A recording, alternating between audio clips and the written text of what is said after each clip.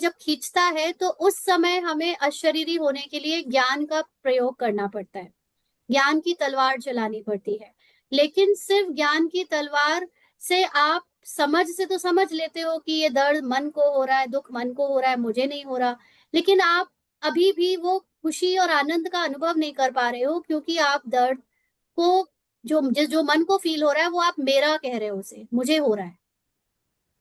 आत्मा का अनुभव हो जाने का मतलब, बाबा कहते हैं ना, सिर्फ ज्ञान से कुछ नहीं होगा, योग की जरूरत है। तो योग का हम्म, मतलब ज्यादा से ज्यादा अशरीरी होने का एहसास रहना, शरीर से परे का एहसास रहना।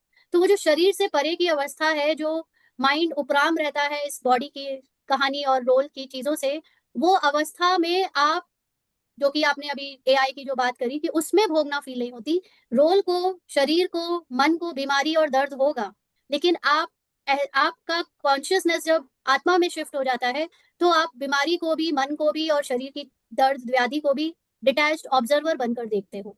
तब वो आपके ऊपर असर नहीं करता। जैसे आज भी ग्रुप में वो मैसेज भेजा है ना, कि ये मन एक भ्रम है। जिस मन को हम कहते हैं कि दर्द होता है, दुख होता है, मन विचलित होता है, मन में थॉट आते हैं, मन में ये होता है, वो होता है, एक्चुअली ये मन का एग्जिस्टेंस जो है वो इसलिए है क्योंकि हम इसको मैं और मेरा कहते हैं। जब मैं और मेरा ये नहीं रहेगा, तो आपको उसकी चीजों से फर्क पड़ना बंद हो जाएगा। क्योंकि मन को, जैसे पिक्चर आप देख रहे हो, अब पिक्चर में मूवी देख रहे हो, उसमें सपोज करिए कि हीरोइन को या हीरोइन की माता जी को बहुत दर्द हो रहा है, बहुत चीख रही है, तो वो वहां पर जो चीख रही है या दर्द की एक्टिंग कर रही है, फील करने की एक्टिंग कर रही है, उससे सामने बैठी ऑडियंस को दर्द होगा क्या? नहीं वो तो नहीं होगा। दर्द की एक्टिंग कौन कर रहा है? सामने स्क्रीन वाला कर रहा है, स्क्रीन में जो हम्म, इमेज है, जो कैरेक्टर है, वो कर रहा है। बैठ सामने से जो बैठा हुआ है वो, उसको कुछ फील नहीं हो रहा। तो आत्मा इज एक्चुअली द ऑब्जर्वर, जो ये देख रही है। लेकिन वही आत्मा का अटेंशन जब दर्द में जाता है और वो उसको मैं और मेरा कहती है, तो उसको लगता है मुझे दर्द हो रहा है, मुझे फील हो रहा है। तो इसी को कहा गया कि चक्रव्यूह में फंसना। और जब आपको ये रियलाइजेशन हो जाता है कि आप इससे बाहर हो, आपको वो जो दर्द और दुख फील हो, रोल का हो रहा है मन को, वो आप नहीं हो, तो आप उस चक्रव्यूह से बाहर आ जाते हो। वही मतलब अभी तो हम अपने आप को वो समझ को ऐसे बाबा को बीच बीच में लाके ज्ञान को बीच बीच में लाके अभी हमको मन हाँ। को इधर से उधर करने का प्रैक्टिस कर रहे हैं। वही कह रहे हैं जैसे अभी है ना कि अब गर्मी है तो हमें गर्मी नहीं लगेगी, वही अभी तो हमें अगर नहीं लगती है नहीं तो नहीं, ये गलत फहमी मत पालिए कि गर्मी नहीं लगेगी। आपको गर्मी भी लगेगी, आपको ठंडी भी लगेगी, आपको मिर्ची भी लगेगी, आपको अभिमान भी आएगा, आपको अहंकार क्रोध सब आएगा। ये मन को ही आता है और ये सब कुछ आएगा, आखिरी तक आएगा। ब्रह्मा बाबा को आपको क्या लगता है, आखिरी समय पे गर्मी सर्दी लगना बंद हो गई थी?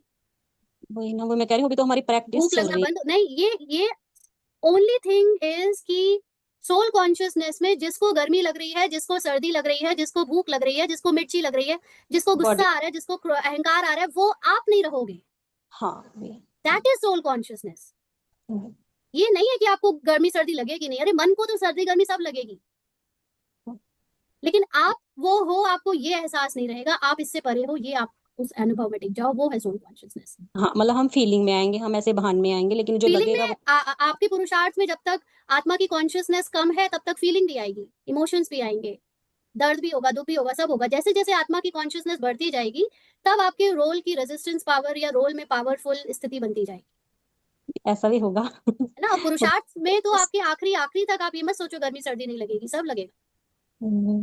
ठीक है। वही मैं सोच रही हूँ इतनी सुंदर भी लेकिन होगी जब लेकिन अब। आप एक्चुअली, गर्मी और सर्दी लगती भी क्या है, पुरानी कंडीशनिंग के हिसाब से। जैसे हमने बहुत पहले ना, इस रोल को ठंडी बहुत लगती है, तो एक किसी ने कहा था कि बेइज्जती और ठंडी जितना महसूस करो उतनी लगती है ना। तो ये मन की अवस्था है।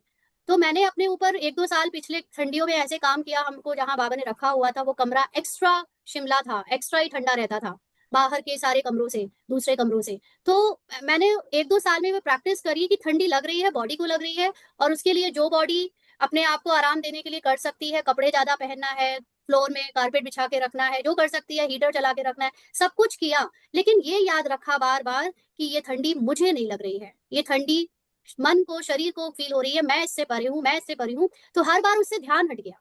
नहीं तो क्या होता था, पूरे टाइम बहुत ठंडी लग रही है, बहुत ठंडी लग रही है, आज कुछ ज्यादा ठंडी है, रोज टेम्परेचर नापना, आज और माइनस ये टेम्परेचर हो गया, वो टेम्परेचर, मतलब ठंडी में हमारा ज्यादा ध्यान जा रहा था। धीरे धीरे क्या होगा, आपका इन सब चीजों से ध्यान हट जाएगा, लगेगा आप उसके लिए कपड़े पहन लोगे, प्रिकॉशन ले लोगे, जो सब बंदोबस्त करना है वो कर लोगे, लेकिन अब आपको वो चीज का ध्यान, अटेंशन नहीं जाएगा उसमें। वही बात होगी ना, पर जिस पे ज्यादा आप, जिस थॉट को आप ज्यादा टेंशन दोगे तो वो आपको वो लगेगा, बढ़ता और है, जिस और वो आपको छोटे। फंसा के रखेगा, वो आपको सोल कॉन्शियस नहीं बनने देगा। ठीक है, बहुत सुंदर, ठीक है दीदी। रचना ओम सिस्टर। शांति।